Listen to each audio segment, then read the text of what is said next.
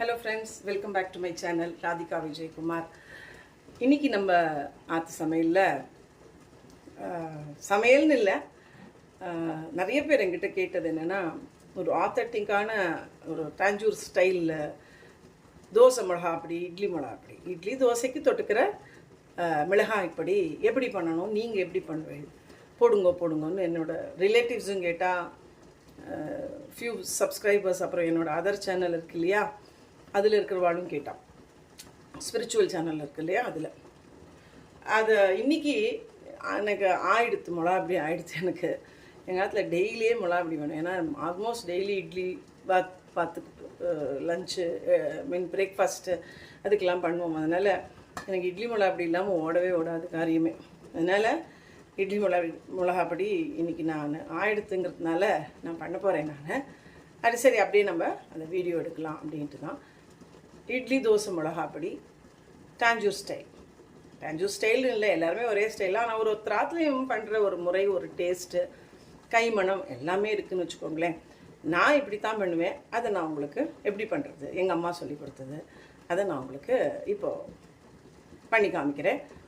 வாங்க போகலாம், வீடியோ பார்க்கலாம். இப்போது இந்த எள்ளை நல்லா அலம்பிட்டு குப்பையெல்லாம் போக வடிகட்டி வச்சுருக்கேன். இதை இலுப்பச்சட்டியில் நல்லா அதை வெடிக்க விட்டு வச்சுக்கணும். இலுப்பச்சட்டியில் அதை எடுத்து தனியாக எடுத்து வச்சுக்கணும். அதுதான் முக்கியம். எள்ளு நீங்கள் எவ்வளோக்கு அந்த அந்த குவான்டிட்டிக்கு ஏற்ற மாதிரி கொஞ்சம் நிறையாவே போட்டு எள்ளுனா நம்ம எடுத்துக்கிற பருப்பும் மிளகாக்கும் ஏற்ற மாதிரி எள்ளு கொஞ்சம் தூக்கலாம். சில பேர் 1 ஸ்பூன் 2 ஸ்பூன் எள்ளு போடுவாள். இது ஒரு 50 கிராம் எள்ளு இருக்கும். இதை ஆட் பண்ணால் அந்த எள்ளு வாசனையோட மிளகா அப்படி நல்லா இருக்கும். அதனால் எள்ளு முதல்ல வறுத்து எடுத்துட்டுருவேன். நான் இதை நான் நினச்சி வாஷ் பண்ணி வச்சுருக்கேன். இப்போ அதை வெடிக்க விட்டு தனியாக எடுத்து வச்சுக்கணும். இப்போ இந்த எள்ளை இந்த சூடு பண்ணி வச்சுருக்கிற இந்த இதில் போட்டுக்கணும்.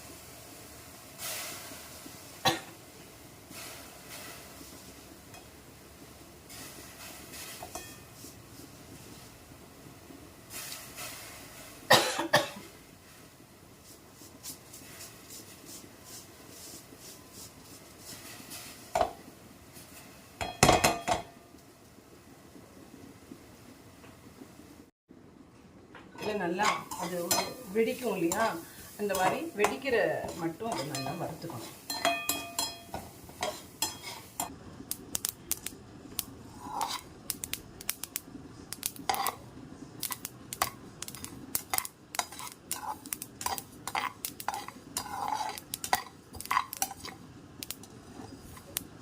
ஆச்சு, எள்ளு நல்லா வெடிச்சுடுத்து இதை நம்ம தனியாக எடுத்து ஒரு தட்டில் கொட்டி ஆற வச்சுக்கலாம்.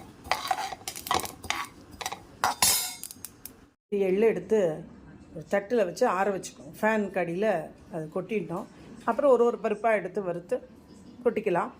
இப்போதைக்கு எள்ளு வறுத்து எடுத்து வச்சுருக்கேன். அடுத்தது என்னென்னு பார்க்கலாம்.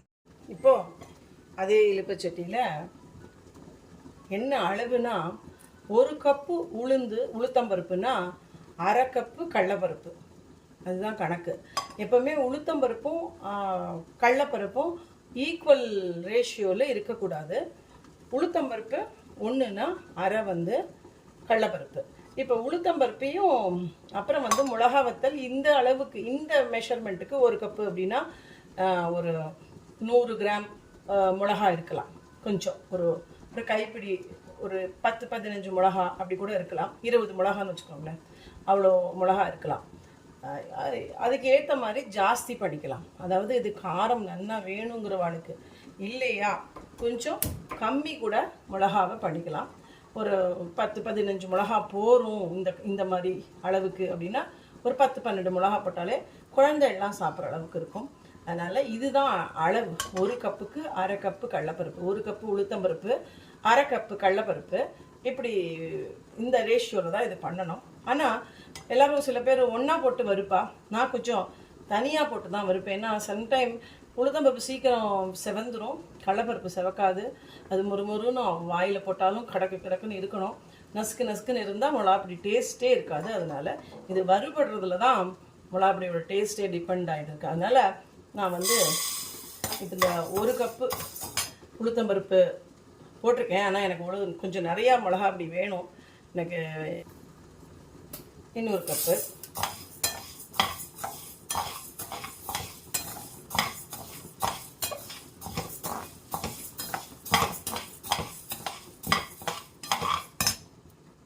இப்படி நல்லா வாயில் போட்டு பார்க்கணும். இப்போ வறுக்க ஆரம்பிச்சிருக்கேன்.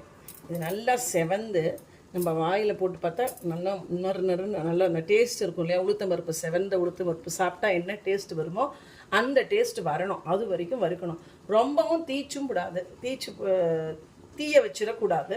அதையும் பார்த்துக்கணும். ஆனால் பெரட்டிகிட்டே இருக்கணும். கொஞ்சம் பார்த்து இது. ஆனால் தனித்தனியாக வறுத்தா கொஞ்சம் நல்லா இருக்கும். சேர்த்து வறுத்தா ஒன்று நன்னா வறுக்கணும், ஒன்று நன்னா வறுப்படாது. அதனால் தனித்தனியாக வறுக்கிறது அட்வைசபிள். இப்போ நான் வறுத்து அப்புறம் காமிக்கிறேன். இப்போது இன்னொரு எலுமிச்சட்டியும் போட்டுட்டேன்னா அந்த உளுத்தம்பருப்பு நான் 3 கப்பு போட்டுருக்கேன். எனக்கு கொஞ்சம் நிறைய குவான்டிட்டி வேணும்னு, அதனால் கொஞ்சம் பெரிய எலுமிச்சட்டியாக மாற்றினுட்டேன். அதுக்கப்புறம் இன்னொரு அந்த எள்ளு வறுத்தேனே அதில் கடலப்பருப்பை சைமல்டேனியஸாக வறுத்துடலாங்கிற ஒரு ஐடியா. இப்போ நான் வந்து இந்த உளுத்தம்பருப்பு கடலப்பருப்பு போடுறத உங்களுக்கு காமிக்கிறேன். உளுத்தம்பருப்பை 3 கப்பு போட்டுட்டேன்னு சொன்னேன் இல்லையா? அதனால் அப்போது 1 கப்புக்கு 1/2 கப்பு கடலப்பருப்பு சொன்னேன்னா 3 கப்புக்கு 1/2 கப்பு கடலப்பருப்பு போடணும் இல்லையா? அதனால் 1 கப்பு 1/2 கப்பு. எந்த கப்பில் எடுத்துக்கிறீங்களோ அந்த கப்போட அளவு எடுத்துக்கோங்க. அவ்வளோதான் கணக்கு. இது என்ன 1/2 கப்பா 1 கப்பு கணக்கா அப்படின்லாம் பார்க்க வேண்டாம். இந்த கப்பில் 1 உளுத்தம்பருப்புனா 1/2 கப்பு கடலப்பருப்பு, அவ்வளோதான். இப்போ நான் 1/2 கப்பு கடலப்பருப்பு போட்டிருக்கேன். இதையும் சைமல்டேனியஸாக நம்ம வறுத்துண்டுடலாம். ஸோ தட் ரெண்டுமே ஒரே டைத்தில் ஆகும். ஏன்னா எனக்கு டைம் இல்லை, அதனால் ரெண்டையும் ஒன்றா வறுத்துண்டுடும். இது உளுத்தம்பருப்பு கொஞ்சம் வறுத்துட்டுருக்கு. இந்த கடலப்பருப்பையும் ஆரம்பிப்போம். அப்புறம் அதில் மிளகா வத்தலையும் பெருங்காயமும் அப்புறம் கடைசியில் வறுத்துக்கலாம். இதெல்லாம் எண்ணெய் ஊற்றியும் வறுக்கலாம். இதெல்லாம் எண்ணெய் ஊற்றியும் வறுக்கலாம், ட்ரையாகவும் வறுத்துக்கலாம். என்ன கேட்டால் ட்ரையாக வறுத்துக்கிறது தான் அட்வைசபிள். ஏன்னா எண்ணெய் ஊற்றினா கூட ஒரு கொஞ்ச நாளில் சிக்கன் வாசனை எல்லாம் வர ஆரம்பிச்சிடும். அதனால் ட்ரையாக வறுத்துண்டா போகிறோம். மேபி மிளகா வத்தலையும் பெருங்காயமும் வறுக்கும்பொழுது ஒரு 1/2 ஸ்பூன் எண்ணெய் ஊற்றி அப்போ வந்து வறுத்துக்கலாம். இது வந்து வெறும் ட்ரையாகவே வறுத்துக்கலாம். அதுதான் பெஸ்ட்டு. அப்போ தான் கெட்டு போகாமல் இருக்கும். எண்ணெய் தேவையில்லை அது வறுக்கிறதுக்கு. இப்போ பாருங்கள், ரெண்டுமே எலுப்பு சட்னி போட்டிருக்கேன். ஏன்னா எப்படியுமே உளுத்தம்பருப்புக்கு இந்த எலுப்பு சட்னி போகாது, கொஞ்சம் சின்னது இது, அதனால் சரியாக வறுபடாது. அதனால் பெரிய கல்கட்டா எலுப்பு சட்டியை போட்டுருக்கேன். எலுப்பு சட்டி எல்லாமே எங்கள் அம்மா வாங்கி கொடுத்தது. இதுதான் நான் வாங்கினது. இதெல்லாம் எங்கள் அம்மா எனக்கு வாங்கி கொடுத்தது. கல்கட்டா பெரியவா பெரியவா போன போது அந்த கேம்புக்கு போன போதெல்லாம் இந்த மாதிரி எலுப்பு சட்டியை வாங்கி வந்துடுவா. அதுதான் கணக்கு ஆச்சு. நல்லா செவந்து கொடுத்து 1-2 பார்த்தா தீஞ்சமாக இருக்கும். அதில் ஒன்றும் தப்பு இல்லை, அது அப்படி தான் வரும். ஏன்னா நல்லா செவக்க வைக்கணும். நல்லா முறுமுறுன்னு நமக்கு வாயில் இருந்து அந்த அளவு இருக்கணும்னா 1-2 அடியில் 2 நிமிஷம் அப்படி இப்படி போயிட்டோன்னா அப்படி இருக்கும். அது ஒன்றும் தப்பு இல்லை. எனக்கு அப்படி ஆயிருக்கு. இப்போ கூட எனக்கு 1-2 அப்படி ஆயிருக்கு பாருங்கள். ஒன்றும் ஆகாது. நல்லா மிளகா அப்படி நன்னா வரும். ஆனால் நசுக்குன்னு மட்டும் இருக்கவே கூடாது. ஒரு 10 சாம்பிள் எடுத்து சாப்பிட்டேலாம் அதில் ஒன்று கூட நசுக்குன்னு இருக்குதுந்தா நல்லா இருக்காது. இன்னும் கொஞ்சம் நல்லா கை விடாமல் சிம்மில் வச்சு வதக்கிட்டே இருக்கணும். இப்போது இது கடலப்பருப்பு இருக்குது பாருங்கள், அதே மாதிரி தான், ஒன்றும் ஆகாது. இது வந்து இன்னும் கொஞ்சம் நசுக்குன்னு இருக்கு. அதனால் இன்னும் கொஞ்சம் நேரம் கூட நான் பண்ணுவேன். ஒரு 5 செகண்ட் அப்படி பண்ணிவிட்டு எடுத்துடலாம். இதையும் இப்போ இதை உளுத்தம் பருப்பார நான் அணைச்சி விட்றேன். அதை எடுத்து ஒரு தட்டில் கொட்டி வச்சுக்கலாம். இப்போ பாருங்க, உளுத்தம்பருப்பு, கடலைப்பருப்பு, எள்ளு எல்லாத்தையுமே நான் வந்து நல்லா செவக்க வறுத்துருக்கேன். அதில் 1-2 நடுநடுவில் கருப்பாக இருக்கிற மாதிரி இருக்கும், எதுவுமே ஆகாது. இப்போது மிளகா வத்தலும் பெருங்காயமும் லைட்டாக ஒரு எண்ணெய் ஊற்றி நல்லா வதக்கிக்கணும். வறுத்துட்டு எல்லாம் ஆற விட்டுட்டு அரைக்கணும். கொஞ்சம் வெல்லமோ இல்லைன்னா சர்க்கரையோ சேர்த்துக்கோங்க, ரொம்ப நல்லா இருக்கும். ஆனால் இப்போ எல்லாத்தையும் ஒன்றா போட்டு அரைக்கக்கூடாது. நான் அரைக்கும்போது உங்களுக்கு காமிக்கிறேன். இப்போ இந்த மிளகாவை மட்டும் வறுத்துக்கலாம். எல்லாம் வறுத்துட்டோம் இல்லையா? மிளகாவை நம்ம வறுத்துவோம். கொஞ்சமாக எண்ணெய் கொஞ்சம் இருந்த போடும், 1 ஸ்பூன் எண்ணெய் விட்டுண்டு நல்லெண்ணெய் விட்டுண்டு மிளகாவை நம்ம பார்த்து வறுத்துக்கலாம். அந்த ஒரு 3 கப்பு உளுந்துக்கு நான் போடுற அளவு இது. அதனால் நீங்கள் பார்த்துக்கோங்க. ஒரு 20 மிளகா போட்டிருக்கேன். இது போகிறோம். இதுவே ஜாஸ்தி, கொஞ்சம் காரமாக வேணுங்கிறதுனால நான் போட்டுருக்கேன். நீங்கள் இதுக்கு பாதி போட்டால் கூட போகிறோம். அந்த 1 கப்பு போட்டாங்கன்னா மொத்தமாக இவ்வளோ மிளகா இருந்தால் போதும். 1 கப்புக்கு இவ்வளோ மிளகா இருந்தால் போதும். நீ பாருங்க, இந்த மிளகா இருந்தால் போகிறோம். ஒரு 10 மிளகா இருந்தால் போகிறோம். நான் இப்போ 3 கப்புனால தான் நான் இப்படி போட்டிருக்கேன். 30 மிளகா அந்த மாதிரி நான் போட்டுருக்கேன். நீங்கள் 1 கப்புக்கு ரொம்ப கம்மியாக போட்டுருந்தா போதும். 1 கப்பு போட்டு பண்ணுறேன்னா இவ்வளோ போட்டுனா போகிறோம். 10 மிளகான்னு வச்சுக்கோங்களேன். 20, 30, மொத்தம் 25 மிளகா இருக்கும்னு வச்சுக்கோங்களேன். இதுதான் எனக்கு கணக்கு. ஏன்னா எனக்கு இந்த 1/4 கிலோ, 1/2 கிலோ, 100 கிராம் சொல்ல தெரியல. அதனால் நான் இப்படி சொல்கிறேன். ஒரு 30 மிளகா, 25 மிளகா நான் அந்த அளவுக்கு போட்டுருக்கேன். கொஞ்சம் காரமாக இருக்கும். கொஞ்சம் சர்க்கரையும் போட்டுப்பேன் நான். அதனால் காரம் கொஞ்சம் செட்டிலாக இருக்கும். இதை வந்து இப்போது பெருங்காயம் போட்டு வறுத்துக்கலாம்.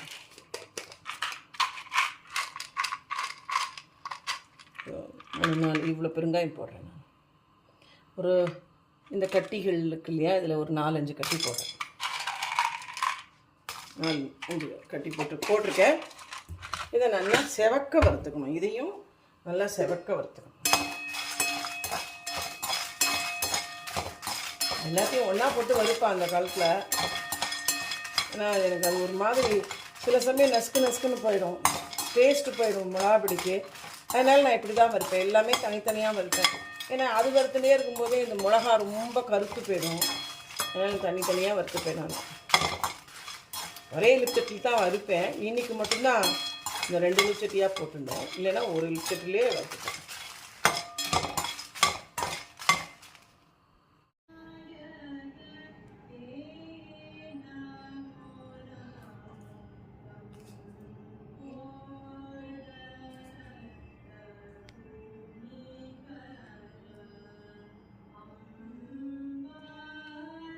இப்போ நான் வந்து முதல்ல மிக்சியில் மிளகா வத்தலையும் பெருங்காயத்தையும் உப்பு போட்டுக்க போகிறேன். உப்பு போடுறத காமிக்கிறேன்.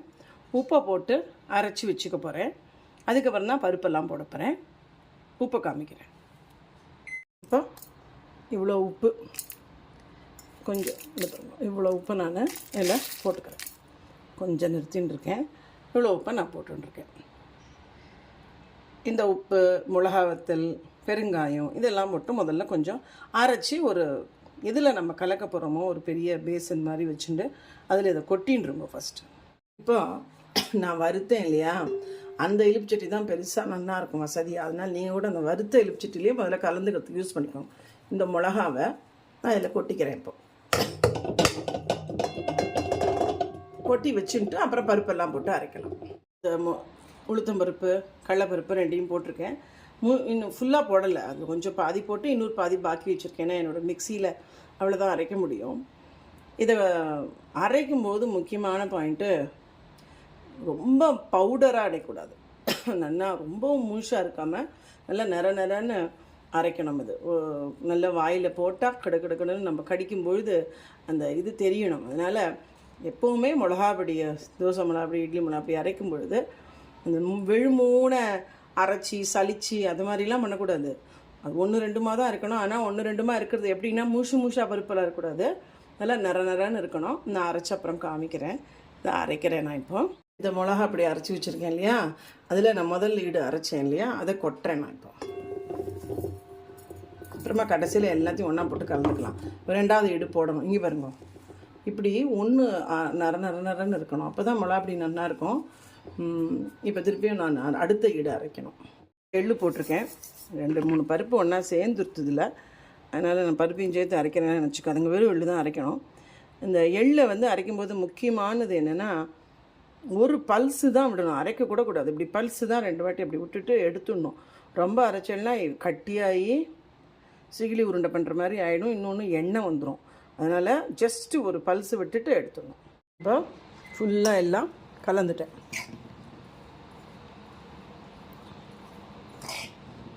கொஞ்சம் பேடிகை மிளகா சில பேர் போடுவாங்க, இந்த காஷ்மீரி சில்லின்னு. அது போட்டால் கலர் வரும். அவ்வளோதான். இதுதான் ஒரு ஒரிஜினலான மிளகாப்பொடி கலர். இன்னும் 2 இருக்குது பாருங்க. டேஸ்ட் பண்ணி பார்க்கலாம். இப்போ ஆச்சு மிளகாப்பொடியை, இட்லி மிளகாப்பொடியை நான் டேஸ்ட் பண்ணி பார்க்கலாம்.